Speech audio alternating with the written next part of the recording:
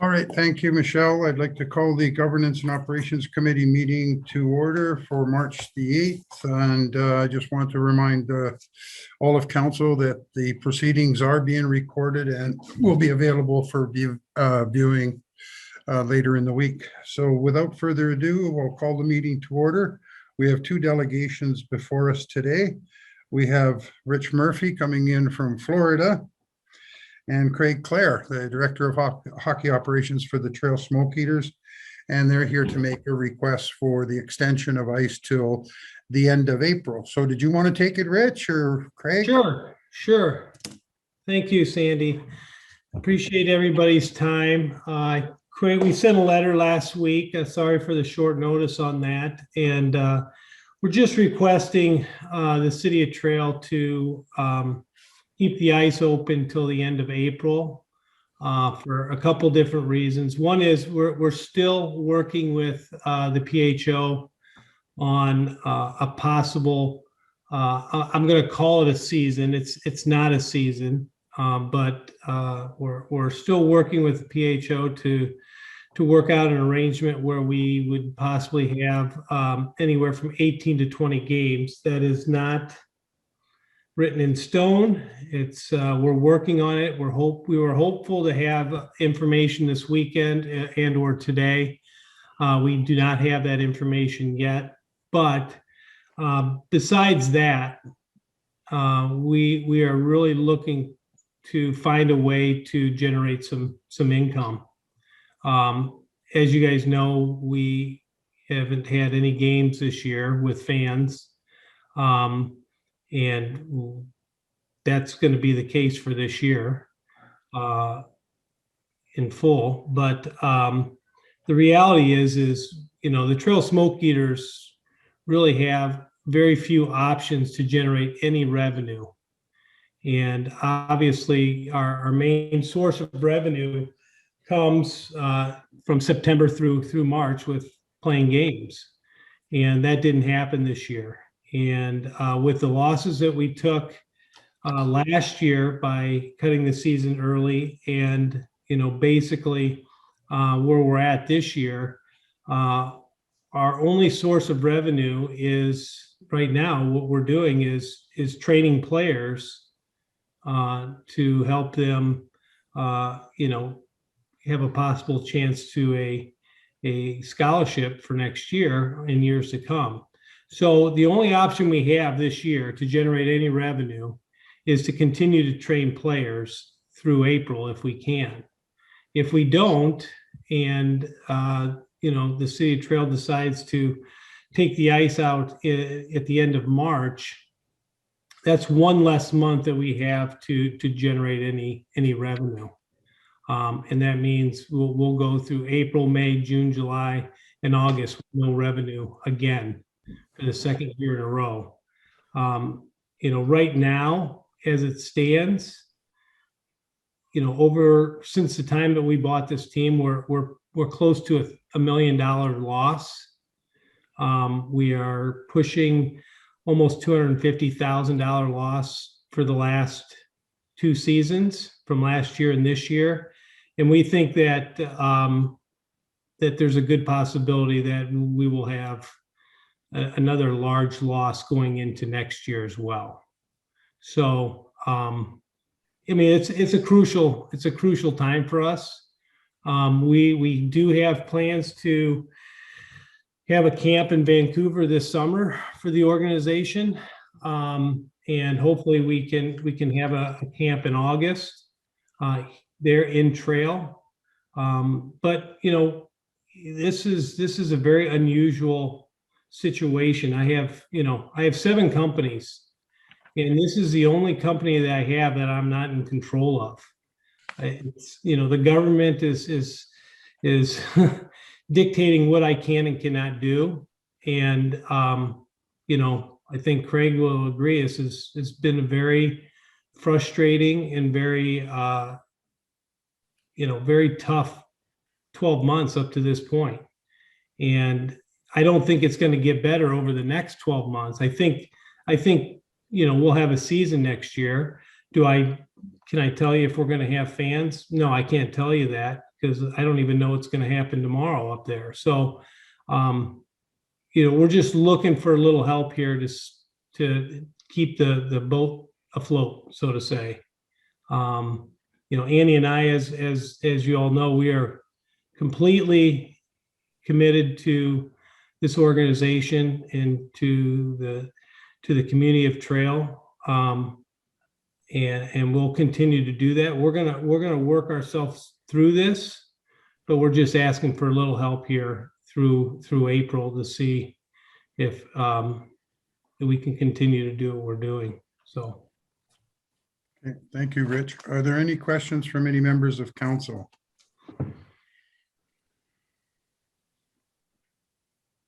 Well, if there's no questions, I'd like to make a comment in support of Rich's request. And I think it's important to note, I think Rich has already given you some idea as to the losses he's incurred, but I think we have to give Rich and Craig credit that I believe it's 5, 6, or 7 employees, of which you've kept all of those people employed during this difficult time, knowing that a lot of the other teams are working with skeleton crews. So I think we have to recognize and acknowledge the fact that these people whose livelihoods depend on the Trail Smoke Eaters and Rich Murphy continue to work even during these unprecedented times.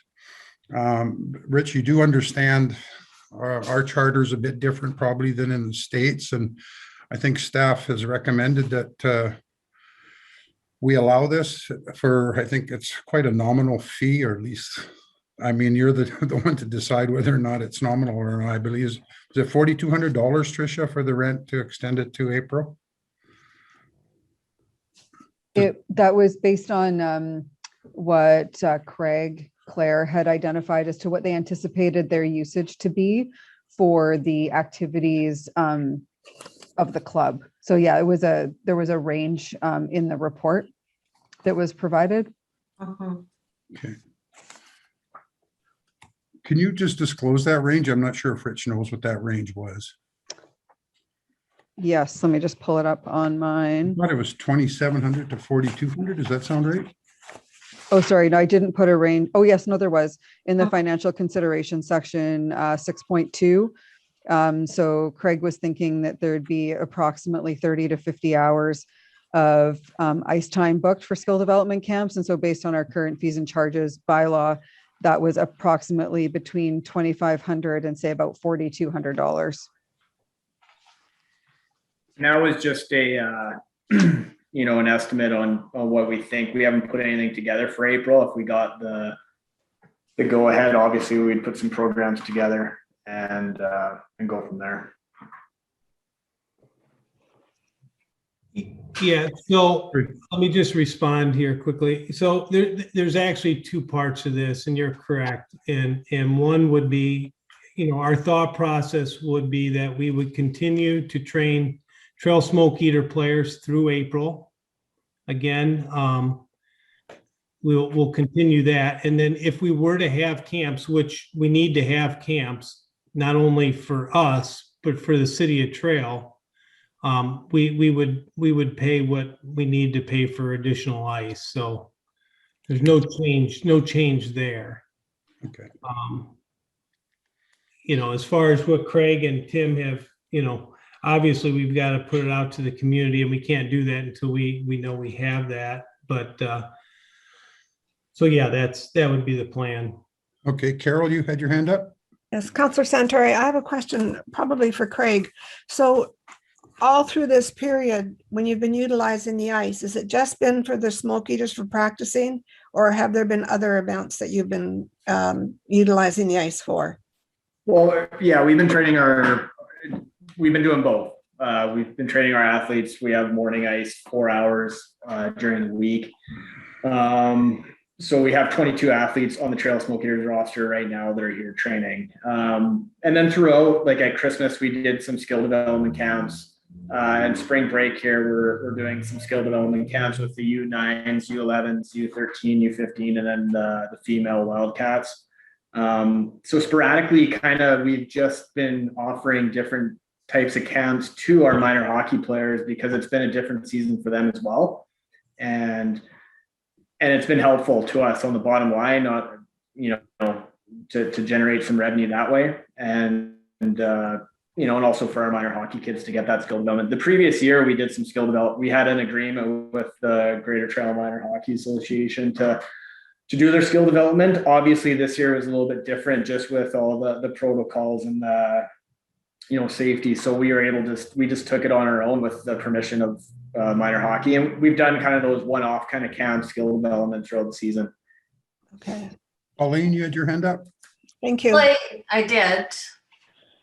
ahead. Thank you, Councillor Santori. I just wondered if, because this is a business, if there was any COVID relief funding for you. I guess that So- goes to Rich or Craig. Yeah, so, yes, we've been able to get some wage subsidy from the Canadian government to help on our wages. Now, keep in mind that that our staff has taken a 25% cut to stay afloat. So if we have received some government funding. It doesn't even cover half of it, right? It's a portion. And it's varied depending upon month and what the Canadian government has decided to do. We've taken out a couple loans. Those are loans that we're going to have to pay back. So we've been able to secure about $40,000 or $60,000 in loans, and we'll need to pay back 40 of that. So we have tapped into those facilities, which has been helpful. These camps that Craig talked a little bit about on the that we've been able to run, a majority of that money has gone back to our staff to help split the gap, so to say, in their wages. But that hasn't even, you know, scratched the surface. I mean, they're taking a 25% cut, and you know, that's not something I'm extremely proud of, by the way. Yeah. Okay, thank you. Who else we got? Lisa? Okay, so just Craig and Rich. Yeah, this year, I just want to acknowledge this year has been pretty brutal for everyone. And I guess it's a year where everyone is, you know, we all got caught off guard with it. We continually did not know what the extent of was going to have to be for change and what our operations are. And I think it's day by day and week by week for everyone here. And, you know, you just take your bright rays of light when you can, right? When you can advance your business and make some money. And as we inch towards normal, you know, hopefully with the vaccine rollout, we will be at a much greater sense of normal next year. Obviously, we're still going to have to plan for normal and then adapt. But, you know, just really want to thank you for your commitment to the players and the team. And I know when I go on my daily walks, I see Tim all the time in his driveway, sometimes with his son playing shinny in his driveway against the Trail Smokies background there. And, you know, there's definitely a commitment from the whole organization to not only the kids playing, but to the city of Trail. And for that, we appreciate that. And let's just hope that it gets easier next year. Yep. No, I agree. The other thing I wanted to just at least mention, because there is two pots here, always two pots, and that is, you know, the Murphy Family Foundation, which has donated substantial amount of money to the city of Trail and for different programs. We will continue to do that, and we will do that again this year. I think we have, you know, almost $50,000 designated to come back into the city of Trail, which one way is through the school program that we do each year. That's somewhere around $12,000 to $18,000. That's US, and then the balance will go to some program there in Trail. So again, I usually give Tricia or Michelle a call and say, hey, what can we do? And you know, that's our plan as well. It's a different pot. Unfortunately, if I could give that money to the Trail Smoke Eaters, I would, but I can't. So but that is going to be there as well. So please note that. And if we can get creative, then in a world that needs to be creative right now, then there's that opportunity as well. Carol? Counselor Santori, I just have a question for you.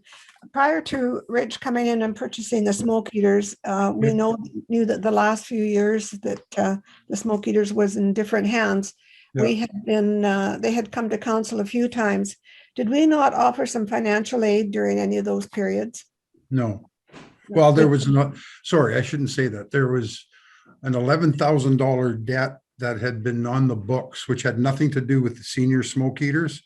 I think it dated back to the Rocky Mountain League, and it stayed on the books, stayed on the books, stayed on the books. And then I think David wrote it off. Lisa, you may know something different, but I'm not sure.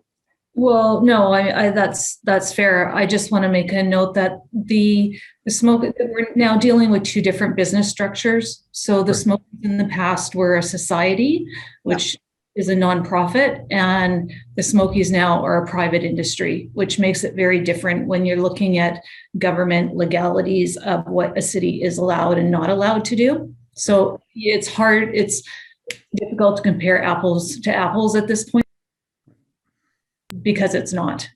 Right.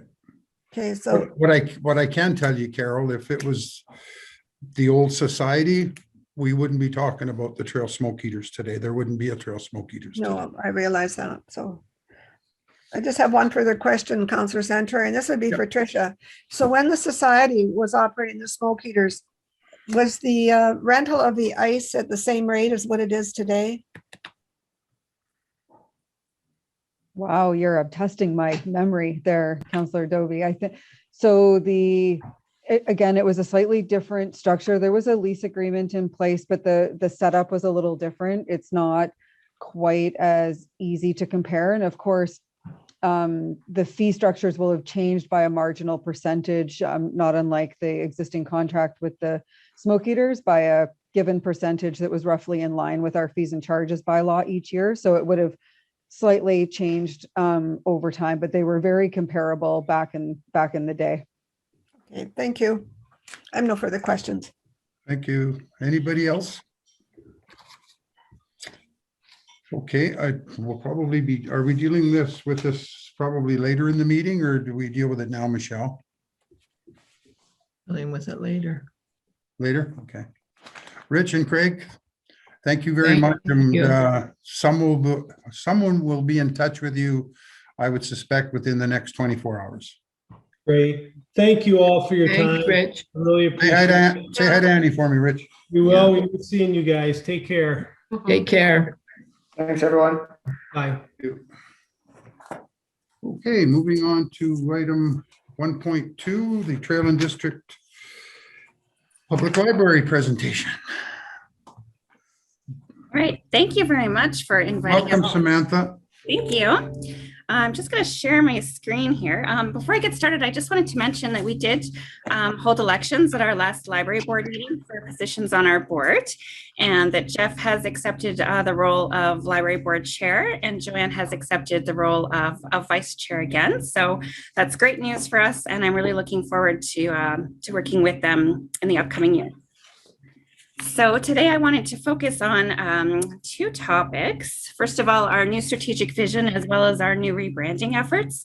We're hoping to go public with these two projects in April, and I just didn't want there to be any surprises for council. So before I get into that, I wanted to know if anyone had any questions surrounding any of the budget or any of library expenses from 2020. I have talked to council a fair bit about it in my last meeting with you, as well as in my report. We did conclude the year in good financial standing, and if there's no questions, I didn't have anything else to add to that. Are there any questions? No. No? No questions is good, Samantha. Excellent, thank you. Okay. There we go. So strategic planning. we started this process way back in 2019. We started out with a survey that we took out into the community, which we got terrific response from. We had over 225 people fill out our survey. So we took the results from our survey and then we held a community input session. So we invited people who were not only library users, but people who had never used the library before. We invited council members, as well as our different stakeholders, and we held a public consultation. So from that public consultation, we came up with our values that we then took to our strategic planning process. So that group of people thought the library moving forward should be focusing on being an inclusive facility, needs to be accessible, responsive, interactive, focusing on lifelong learning, forward-looking, connecting, as well as community building and enjoyable.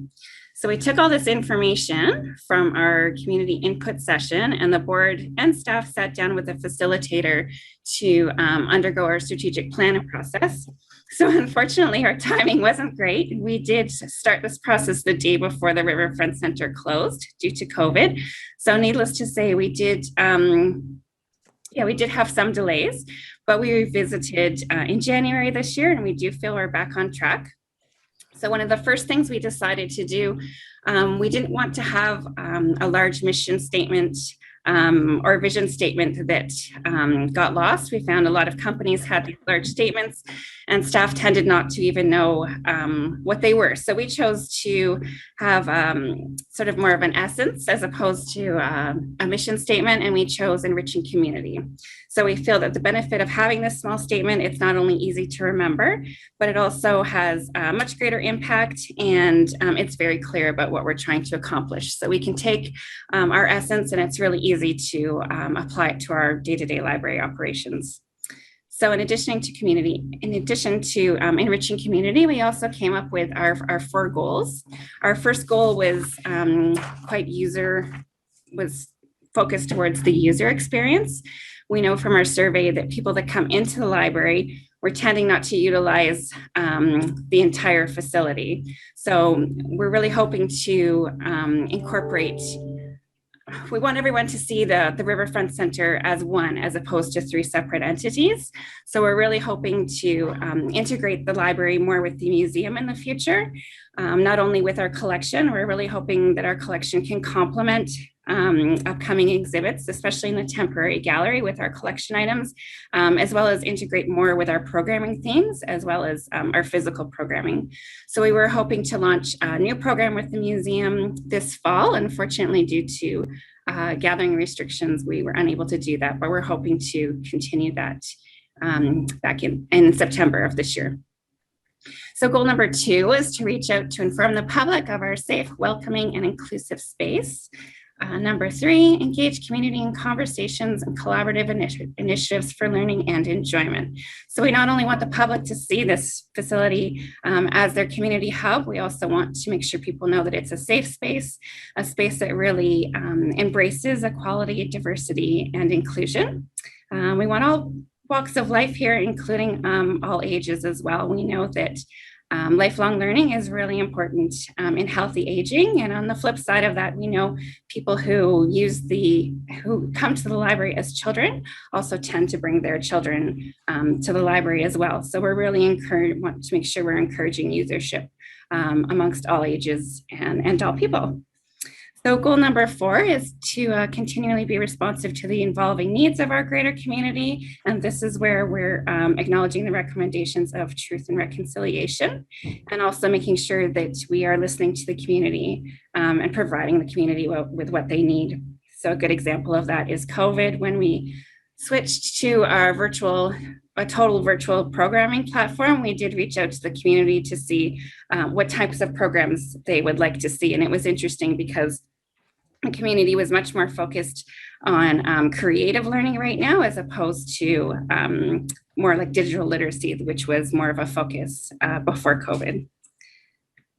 So I'm hoping, in the future, I'll be focusing more of my on my reporting back to you on how we're achieving our goals, as well as I'll be including that with my monthly reports to the board as well.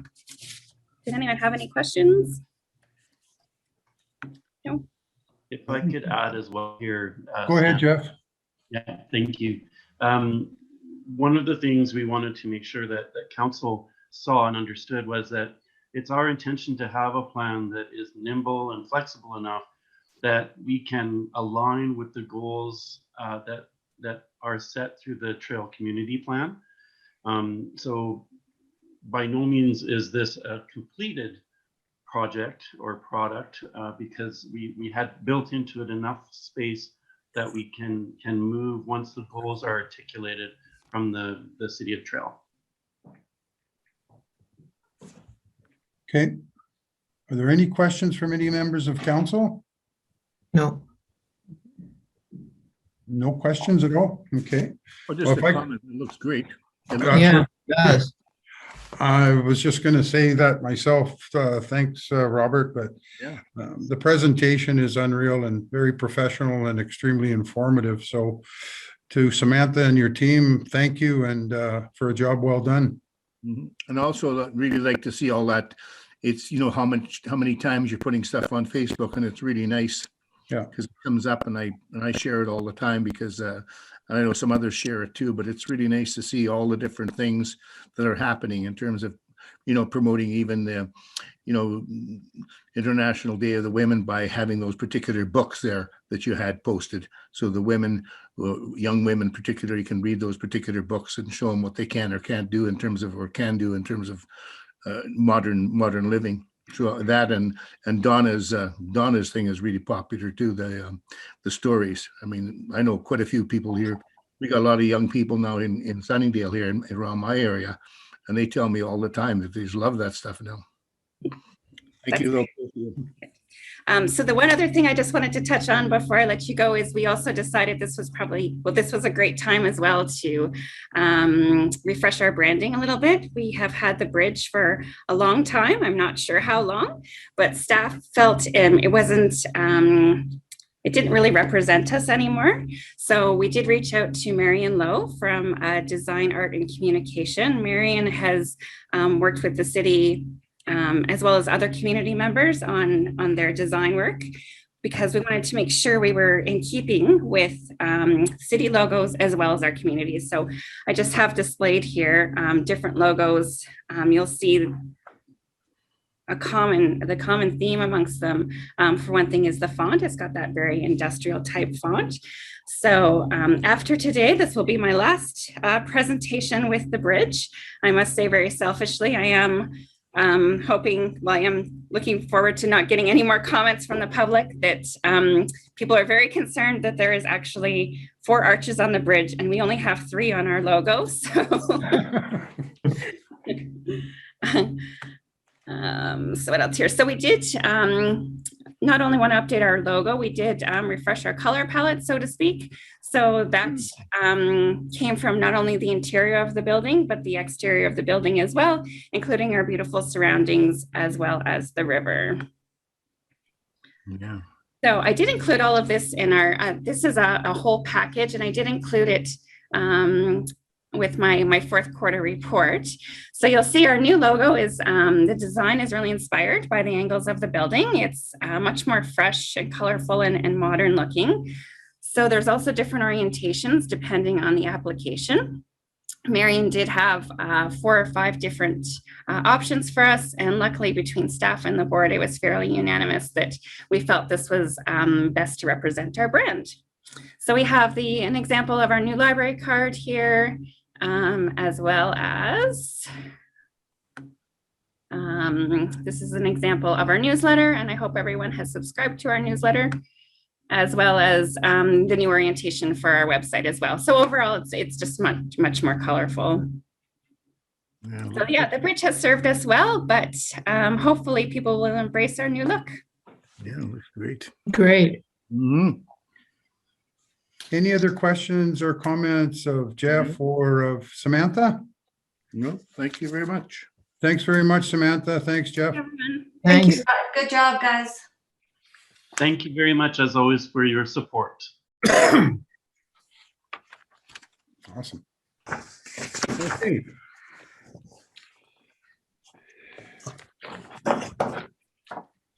So first thing on the agenda is the request from the Trail Smoke Eaters for extension of the ice till the end of April.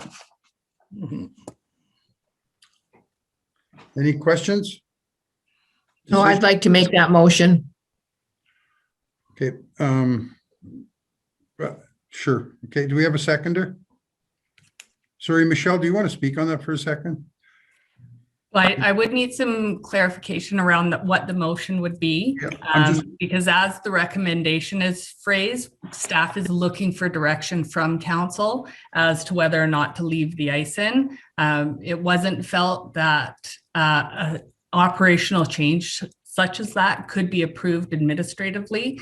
So that's why it was put forward with the reporting from Tricia, and I think should be more than, better able to speak to her report than I could. I think it's important though for council to understand the implications, the budgetary implications.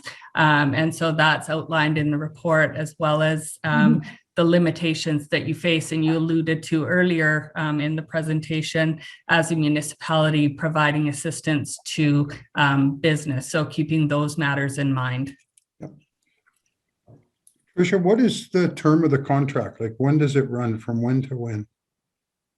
It basically is the hockey season. So obviously the start date is traditionally when we put the ice in late July, early August, and then their season kind of gets underway with their camp is usually their first activity that they have leading into Right. the fall.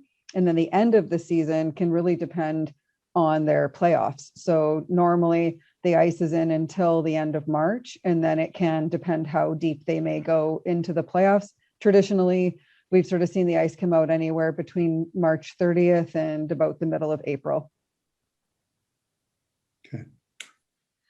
So I heard your motion, Eleanor, but I think I take it, we can't donate the ice. But if So Sandy, can we pass a motion, because I seconded it, support to leave the ice in, instruct staff to leave the ice in until the end of April, with the charges as per the fee and charges bylaw being charged back to the Smokies as per usage. We can't give it to them for free. no, It's not appropriate. They're a private business, but there is a bylaw in place for fees and charges based on usage, and apply that to their usage for the month of April. With obviously we can all read, so realizing that there's a significant gap in pricing that the city is going to be undertaking, but it's a question of, are we going to provide service in that facility for another month? yeah, but I get it, but my question is and that's why I asked for the term of the contract. If we normally take it out on April the 15th, then we should charge them for ice that's booked after April the 15th. Or do we go all the way back to March? I mean, we don't know that because we don't know how far they would have gone in the playoffs. But if the ice traditionally comes out April 15th, then yes, we should charge for the additional 2 weeks, whatever they book within that time frame, and anything before that would be included in their existing contract. Now, if the ice came out March 1st, and I don't recall it ever coming out that early, but am I making sense? Like if our normal takeout date is April 15th, then yeah, they should pay from then on. Well, you're shaking your head, Lisa. Do you know when it Well, closes? Michelle will explain, but I believe it's a different use that they're asking for, which changes the contract. I was just going to provide some context with respect to the financial parameters of the contract. So for the regular season, again, as Tricia has indicated, from about mid-August to end of February would be regular season. There is an annual fee applied. This year for the season, it would have been $15,500 plus GST.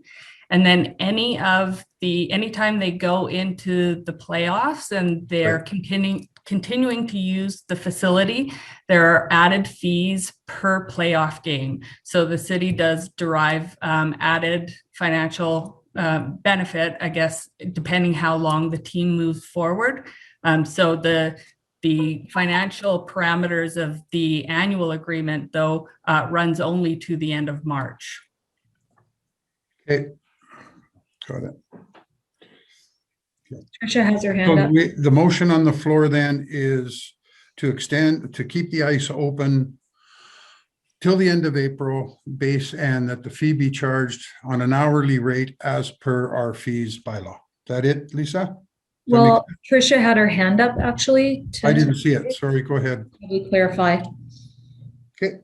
I was just going to add a piece of information to what Michelle was talking about. So she's right. The way the contract reads is there's a game fee charged for as they go into the playoffs. Part of what the Smoke Eaters were talking about was player development. So their practices and their sort of ice time leading into like preparation for game time would form part of their lease agreement. It's just purely the game allocation that we start charging them a fee for. Mm-hmm. So part of what the Smoke Eaters were asking for was two different things. So one was in relation to player development, which I would, the way they didn't quite say it, but from talking to Craig, is they would anticipate that that would form part of their existing lease agreement. So there should be clarity around that. And then second was around the camp or opportunities to develop young players, which has always been a secondary charge as per the fees and charges bylaw. I think the risk becomes whether the sport development camps for younger people that aren't their players can proceed as they hope. And then second is just that secondary charge that if you're talking about applying may be different than what they were anticipating. Right. And I would agree. Like if they're holding skills camp outside of their team, they should pay for that. Was that the point you're trying to make, Trish? Right? Yeah, and more just so that people understood the difference, because they talked about them as kind of similar things. And so one has always been that way. And I think the risk is just, we just don't know how much use they will get. The second one was around their player development in preparation for college and college scholarships and things like that, that I believe they would say was they would anticipate as being part of their existing lease agreement. Yeah. Okay. Yeah. Simple. So I still don't understand the motion. So is the motion to charge them according to the fee bylaw for those extra skills camps that they're holding for U7, U12, U15? And that's the charge? Or are we charging them also for their regular practice with their team? Tricia, can you clarify that based on what they're asking for? What I believe they're asking for is no charge for their player development for their team members, but an understanding that they would be charged for other sport development camps that they were running for skills camps. Yes. Yeah. What would that amount be, Tricia? $4,200? So Craig Clare provided some information on what he anticipated skill development camps to equate to in a number of hours. And so I took that number and multiplied it out by the fee that would be charged to the Smoke Eaters. And so that was the one I referenced to Councillor Santori earlier, which was between $2,500 and say $4,200. Exactly. If we charge them for their ice for their players, for their training, to be honest, they did not quantify that number, and I wouldn't have an idea of how much ice they would be referring to. So somewhere between 25 and 42. So pretty simple. And they might not have it, depending. Yeah. If they put it out and there's not enough interest, they're not going to go with it. Yeah. Okay, let's go. Well, yeah, we're going to go, Robert, but people have to know what we're voting on. Well, it's somewhere between 25 and 42. That's the way I understand it. That's what. Go ahead, Colleen. Per use fee. Yeah.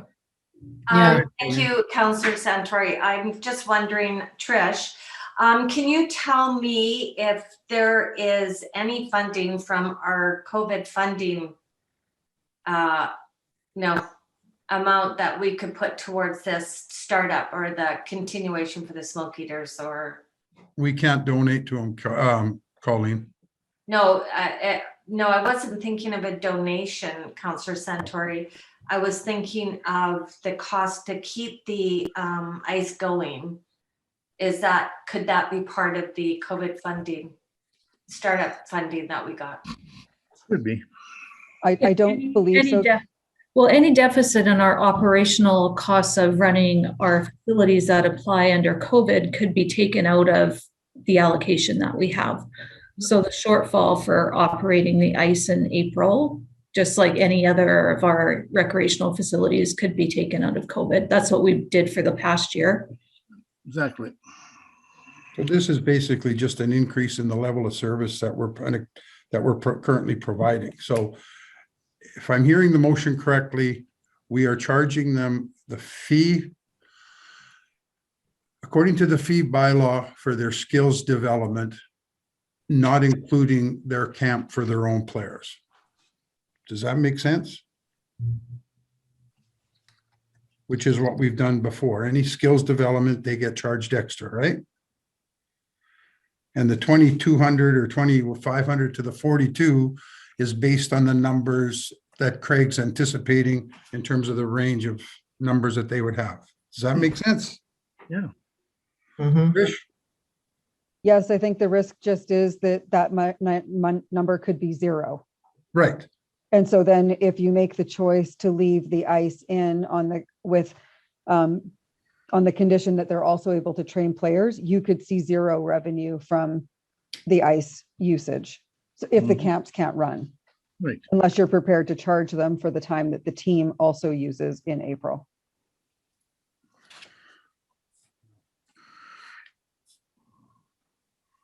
And I think what I don't know, I didn't make the motion, so I'll let the people that moved it make the motion accordingly, what they feel. Well, the motion's already on the table. Eleanor, it was your motion to start to support. Do you have any comments on that? Yeah, I want to support them, but if we have to, obviously, if we have to charge them, we have to charge them.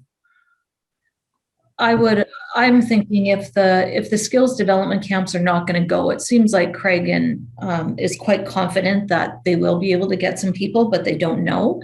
But if they decide if the skill development camps are not going to go and then we're getting no revenue, I think this needs to come back to council, I would say, because that changes the financial outlook significantly. But I would imagine they'd know quite quickly if there's going to be interest. Exactly. Yeah. Yeah. So can we word the motion then that we will charge them according to the fee bylaw for the skills development? However, in the event that there is no skill development going ahead, then a renegotiation for their own training camp would have to come back to council. Does that make sense? That's fair. So we're saying we're only going fair. to charge you for the skills development camp, but if you have zero participation and no revenue coming in, but you want to continue with training your trail smoke eaters, then we'll have to negotiate a rate. Well, it would have to be according to our fee bylaw. So going in, we're only going to charge them for the extra skills camp, and they're getting basically free ice time for their own team. But if they don't have skills camps, then they're going to have to pay according to our fee schedule based on the ice that they book for their own team for the month of April. Well, I would Yeah. say, for me, I would just say it's going to come back to council for a review, because at that point, there might not be any point in keeping the ice in, right? The ice might just get taken out if there's no skills camps at all. The whole plan might be abandoned. No, but they may want to, they may not want to keep the ice open for their own players. Okay, I got you. Okay, Yeah. Okay. all those in favor? Aye. Aye. Opposed? Motion is carried.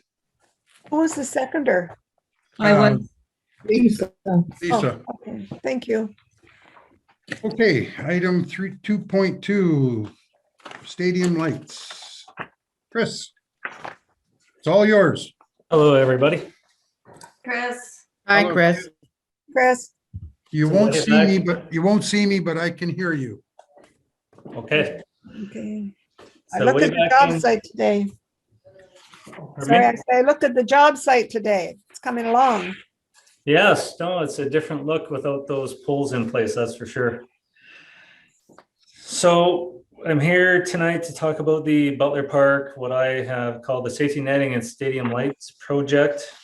Other people call it high mass netting, but it's all the same thing.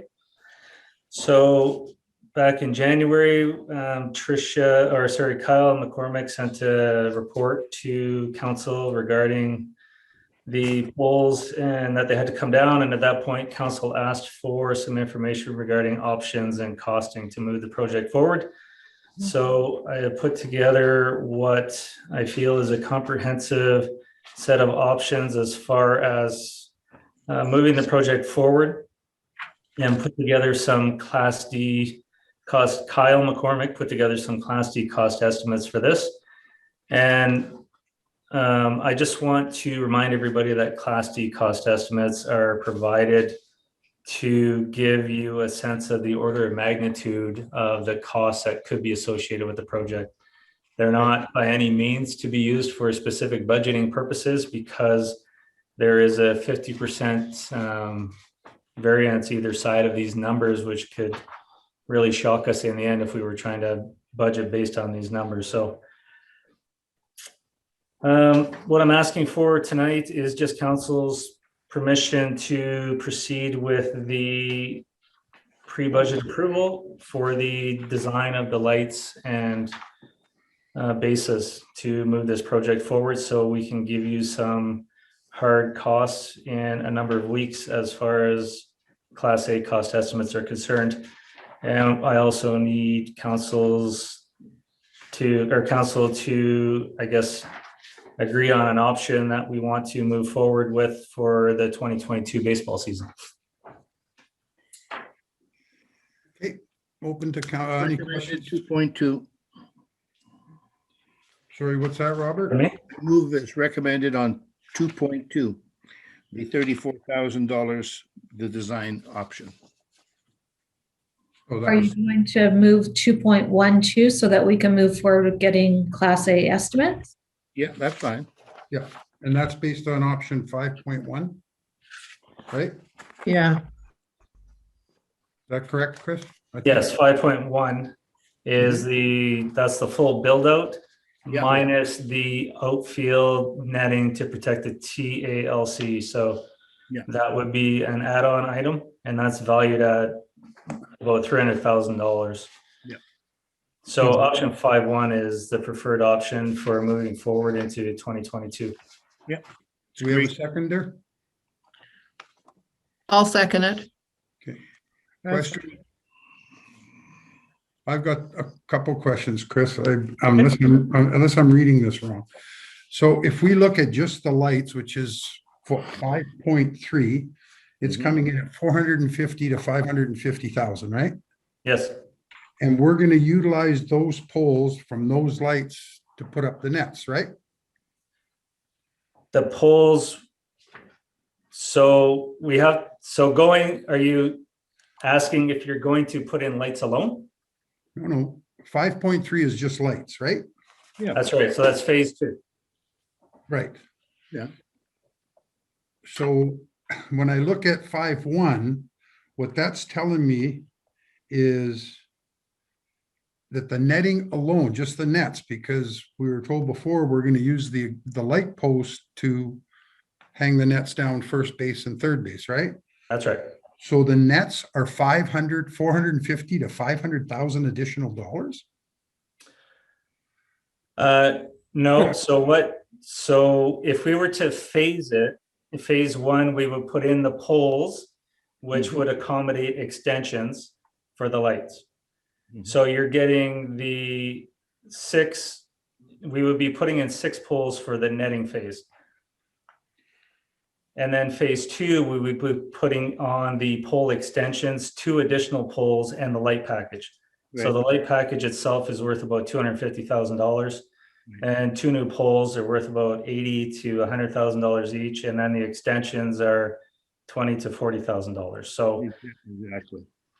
you know, I'll just caution that we're trying to extrapolate these costs from some very preliminary estimates which we received from some vendors.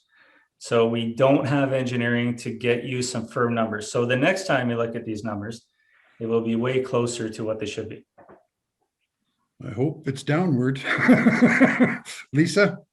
So just for clarity with respect to the motion, so in the CAO's comments, he indicates that there seems to be some synergies in doing the entire project all at once if council is in agreement of doing poles, nets, and lights, rather than breaking it up into 2 distinct projects of safety netting only, and then potentially doing the stadium lights after. So with respect to the advancement of the motion, the CAO has changed the motion slightly, so there's 3 parts to it instead of 2. That council directs staff to proceed with the design of a netting and lighting system for Butler Park. So that aligns with 5.1 with the goal of completing the design, tender, and construction so the park is ready for use in 2022. That the 2021 capital budget include $34,000 to have this work happen immediately with design development, geo work, etc.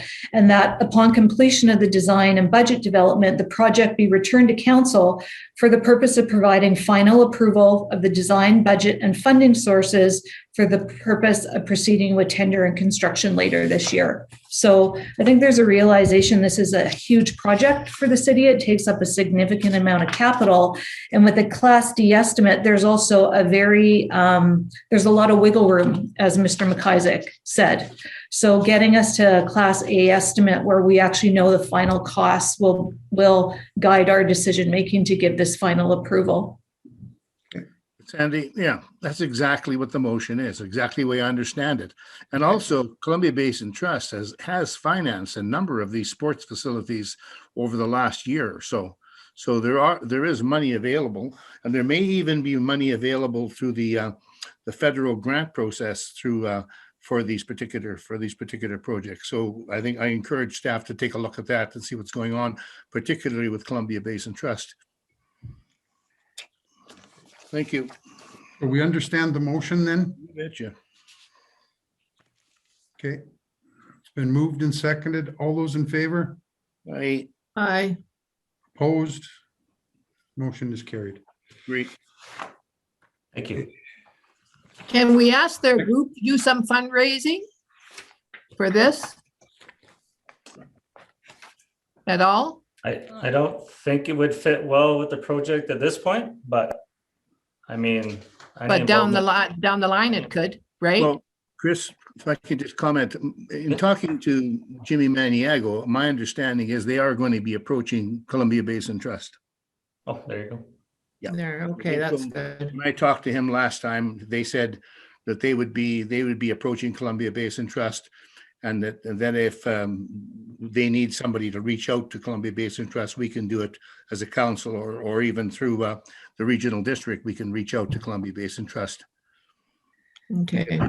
But and I don't have a problem. I mean, I think if anybody should be going to Columbia Basin Trust or any grant program, it should be us. I mean, we're talking about, maintenance of the park as a result of those poles. It's no different than when we needed the new cooling system for the arena. We didn't ask minor hockey and the Smoke Eaters to go fundraise for that. I don't understand why we would want a user group to go out and put the onus on them to seek grant funding. I don't know. But that's, Sandy, just a point of information. I think what happens is that if they approached Columbia Basin Trust as an organization for a grant to help, then they would come to the city and ask for the city to endorse it, to support it. That's what they would be looking at. That's my understanding. Yeah. Okay. So the motion was carried. Yep. Moving on to Public Works, item 3.1, and that's the ground squirrels.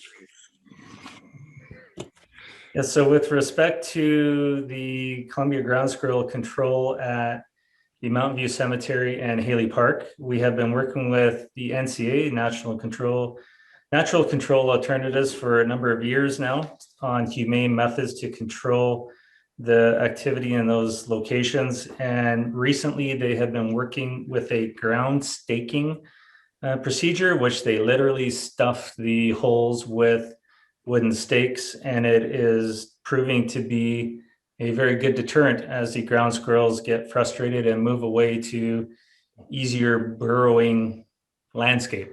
So they are moving away from the cemetery and staying off the playing field. So we are recommending that we proceed with the NCA for the next 3 years. They have asked for an increase this year for an extra $1,000. So the term or for the next 3 years, so it'll be $6,000 a year or $12,000 a month. And they are proposing to train city staff in the 3rd year of the contract because I believe at that point their project with Selkirk College in Cascar will be complete. What are the wishes of council? $6,000 a year for 3 years. Move approval. Moved by Robert, seconded by Second. Paul. All those in favor? I'm sorry, Aye. Chair Santori, Sorry. who was the seconder? Paul, Thank you. motion is carried. Moving into general government and finance and the request for road closures of the 12 and 1300 blocks of Cedar Avenue for the farmers market on Saturdays on a bi-weekly basis, as in past years, I believe. Did you have anything to add to that, Michelle? I will just speak to it briefly. Council is familiar with the annual farmers markets that are held in the downtown core. The Lower Columbia Community Development Team Society's Sustainable Local Agricultural Committee hosts the event each year. In the last year, they did experience challenges due to COVID. And for this year's permission, they are seeking the use of the 1300 block of Cedar Avenue, which is where they usually set up. But they're also seeking to use the 1200 block of Cedar for certain events where they have more vendors or if they need additional spacing, depending on where things are at with the COVID restrictions this year. And so with that, there are no further impacts on transit if we do authorize the use of the 1200 block of Cedar. So it is being recommended that council authorize the local agriculture committee's use of the 1200 and 1300 blocks of Cedar Avenue for the markets. But it is on the condition that the committee indemnify and hold the city harmless from and against any claims for such use. So that is our usual procedure that we put in place with them, that the LCC DTS Society takes on responsibility for any claims that happen in the farmers market areas. What are council's wishes? Lisa, I'll make that motion. moved by Lisa, seconder. I can do that. Colleen, further discussion? Nope. All those in favor of the motion? Aye. Motion is carried. Moving on to 816 Topping Street and 2000 Topping Street. I guess we can deal with both at the same time, Michelle. Request for reserved parking spots. Unless council feels that one circumstance is vastly different, I did prepare the reporting separately so that you could pass the motion. Okay. In both cases, these are properties on the west side that do not have any off-street parking available on the property. The occupants, the residents of the properties have sought council's approval to allow the no parking signage that's already been installed, permission to remain. Staff had been observing that there was signage being installed in situations where council has not authorized it. And so letters had gone out to the various owners in the area where we were seeing that happen. And these two, Lorraine McPherson at 1816 Topping Street and Mary McLaren at 2000 Topping Street, have been in touch with the city seeking approval. In both cases, there are mobility challenges, and it is being recommended that council agree to designate the parking space for their reserved use on the condition that the signage be removed when there is a change in occupancy of the premises. I would ask, though, that you consider the resolution separately. So speaking first to the 1816 Topping Street, and then advance a motion with respect to 2000 Topping Street, please. Are there any questions? I have a question. Go ahead. Michelle, what kind of signage are they putting up? I mean, is it going to be obviously approved by you or somebody? The signage is already in place, and it actually looks very much like a municipal sign. So when it was observed, we actually had to check to see if authorization had been given in past, because they're very formal looking signs. They're metal, they're affixed to the private properties. They're not handwritten. So the signs that they have there are suitable to remain. Carol? Okay, thank you. I just had one question to Ms. McIsaac. It stated here that the signs would remain until such times as there was a change in the premise. Are these rental accommodations or are they privately owned homes? They're owner occupied. Okay, thank you. Any other questions? No. Okay. Did we have a mover and a seconder? I'll make the motion for 4.2 1816 Topping Street Okay. as written. Do we have a seconder? Seconded by Paul. All those in favor? Aye. Opposed? Motion is carried. Next is 2000 Topping Street. I'll make that motion for 2000 Topping Street. Moved by Lisa, seconded by I'll second it. Paul again. All those in favor of the motion? Aye. Aye. Motion is carried. Next is the 2021 utility building collection summary, and the recommendation is that we receive and file the annual utility comparison 2021 versus the 2020 chart. Move receipt. So moved. Moved by Robert, seconded by Eleanor. All those in favor? Aye. Opposed? The motion is carried. Sandy, Yes. I just have one question. Michelle, I was just wondering, has City Hall been getting many queries from people that are starting to realize that they have to sign online for the homeowners grant? I have to check in with our accounting staff. We haven't, it's quite early on in our tax year, so property tax notices haven't gone out. We haven't done any of our advertising. The province has been doing, though, some notifications out. So that word is getting out that the homeowner grant is going to be an online function. But I wouldn't know if our accounting staff, when they were dealing with the utility collections, whether or not they face many questions about that. There was some stuff on Facebook from the city about it. Yeah. Thank you. So motion to adjourn unless there's any new business. Yeah, go ahead, Michelle. We do have a late item. So just received in the last half hour. It is a request for a grant. The Interior Health has been in touch with the city with respect to the use of our plastic ropes and stanchions that we have available for large events. The city hasn't been utilizing them in any way, given that we're not hosting events. But Interior Health has requested their use, looking at about 24 stanchions from now through the end of October for the immunization clinics that they're holding out in the former Zellers location in the mall. With that, there is typically a charge that is applied. The costing for 15 to 20 stanchions for this length of time is estimated to be about $8,000.